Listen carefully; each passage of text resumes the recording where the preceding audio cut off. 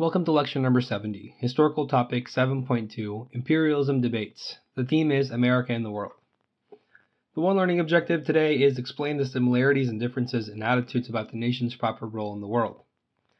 To set the stage, our working definition of imperialism is the policy of extending a country's power, in this case by military or economically controlling overseas territories. The key concept says, imperialists cited economic opportunities, racial theories, competition with European empires, and the perception in the 1890s that the western frontier was closed to argue that Americans were destined to expand their culture and institutions to peoples around the globe.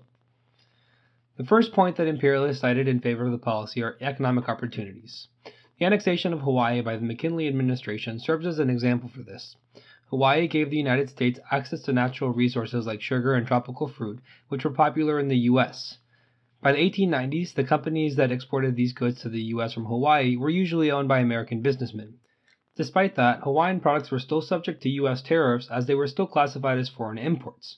The McKinley tariff raised the taxes paid on imports, which led to smaller quantities of sugar and fruit bought from Hawaii.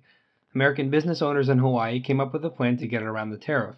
If Hawaii became a U.S. territory, then Hawaiian goods would no longer be subject to the tariff, and Americans could buy more Hawaiian goods. In order to make their plan work, they overthrew Queen Luluokalani and instituted a presidential system led by Sanford Dole, one of the American businessmen. President Cleveland rejects the annexation attempt, but President McKinley in 1898 completes the annexation. Hawaii also provided a port for American ships on their way to China. China was an important market for the United States as manufacturers in the U.S. sought to sell their mass-produced goods.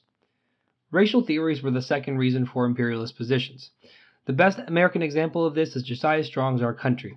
This was a book that expressed paternalistic views about the United States' role in the world and their need to educate the rest of the world, especially those areas or territories that had people that weren't white or weren't Christian. He proposed it was the obligation of the United States to Christianize and civilize these people. Rudyard Kipling's poem The White Man's Burden also encapsulates Strong's position. Though Kipling was not American, he wrote this poem with the United States in mind after the Spanish-American War. Kipling makes the case for the U.S. to hold on to the Philippines and bring civilization to them. The title of the poem is used as the title of a cartoon on the screen in which both the U.S. and Britain are depicted as carrying wild-looking people up a mountain to civilization. The first stanza of the poem says, "Take up the white man's burden, send forth the best ye breed. Go bind your son to exile, to serve your captive's need. To wait in heavy harness, unfluttered folk and wild, your new-caught sullen peoples, half devil and half child." Just the first stanza alone, Kipling employs a lot of racial stereotypes and racial theories that view non-whites as inferior. The poem's argument is for the United States to hold on to the Philippines and try to, in Kipling's mind, civilize the Filipinos. As we'll see in a future key concept, sometimes the same racial theories were used against imperialization. The third reason in favor of imperialism that the key concept uses is competition with European empires. This is a time in which Latin American countries become heavily indebted to European countries, who now seek repayment and increase the risk for European invasions in the Western Hemisphere. Teddy Roosevelt resurrects the old American foreign policy stance of the Monroe Doctrine, that is, that the United States would intervene in any type of aggressive action by Europeans in the Western Hemisphere. He expands on this policy and effectively tells European countries that the United States will be the middleman in collecting these debts in order to prevent European presence in the hemisphere. This means that the United States takes control of another country's imports and exports, levies and collects tariffs to pay off old debts first, then give the remainder back to the Latin American country. This paternalistic policy becomes known as the Roosevelt Corollary on the Monroe Doctrine, and it's used in the Dominican Republic and Haiti. It keeps European countries out of the hemisphere, but it doesn't help the relationship that the U.S. had with its southern neighbors. Through this same time period, Europe is colonizing the African continent. In the 1885 Berlin Conference, heads of European countries met to break up Africa into different colonies so that they would not get into each other's way. The United States is looking for a way to balance that imperialism in Europe with their own version of imperialism. The U.S. doesn't want to be left out or left behind in the quest for overseas territory and influence. The book The Influence of Sea Power Upon History, written by Rear Admiral Alfred Thayer Mahan, argues that throughout history the country with the strongest naval power is traditionally the strongest country in the world. The only way for a country to maintain its superiority in trade and control of its overseas holdings is through having a larger navy. This influenced Teddy Roosevelt when he was Assistant Secretary to the Navy and heavily invested in a new naval technology. This benefited the United States in the Spanish-American War. It also influenced him when he became president and invested on newer ships made out of steel with larger weapons that could travel further distances and do it faster. Finally, the perception of the closed frontier. In the last historical period, Frederick Jackson Turner's frontier thesis argued that the frontier's closing by way of settlement had closed a chapter on American history. Since the frontier had historically been a source of innovation, new frontiers should be found to drive American civilization forward. Now for the anti-imperialist argument. Anti-imperialists cited principles of self-determination and invoked both racial theories and the U.S. foreign policy tradition of isolationism to argue that the United States should not extend its overseas territories. Self-determination means that people in one territory get to choose their government. This principle is found in America's own founding documents. The Declaration of Independence argued that it was illogical for a distant government to try and rule over distant people without their consent.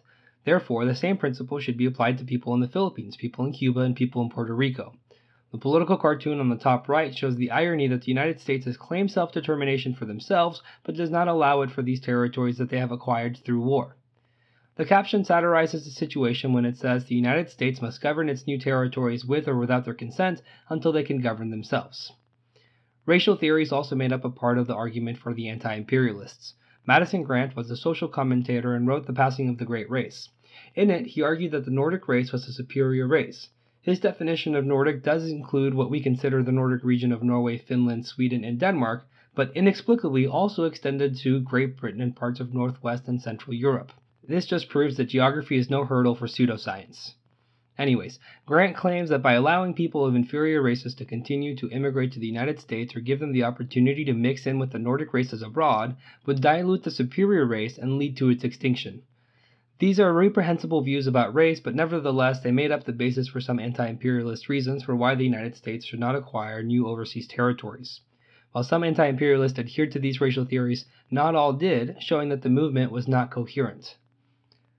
The last reason for the anti-imperialists was the foreign policy tradition of isolationism.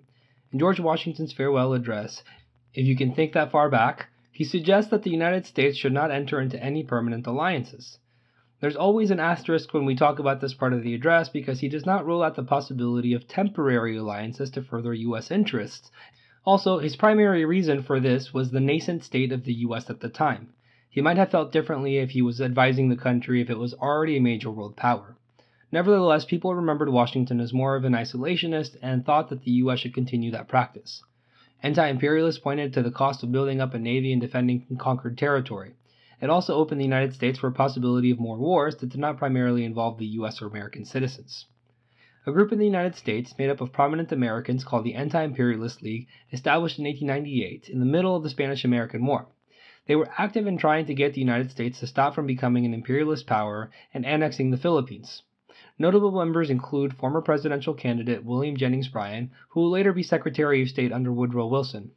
Writer Mark Twain and reformer Jane Addams were also members. The Anti-Imperialist League argued that it was antithetical to the principles of the country to partake in imperialist pursuits. To emphasize the contrast in views between the imperialists and anti-imperialists, one can look at Mark Twain's essay, To the Person Sitting in the Dark. Twain wrote, "We have robbed a trusting friend of his land and his liberty. We have invited clean young men to shoulder a discredited musket and do bandits' work under a flag which bandits have been accustomed to fear, not to follow. We have debauched America's honor and blackened her face before the world."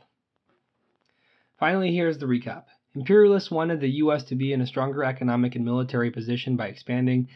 Anti-imperialists wanted to follow old traditions of isolationism, often citing moral reasons. And both groups used racial theories as arguments for and against imperialism. Thank you for watching. If you would like to watch the next lecture, you can click the video link on the screen. And if you're looking for more practice to help you on the AP exam, you can visit APUSHslides.com. I wish you the very best in all of your studying and look forward to seeing you back in the next lecture.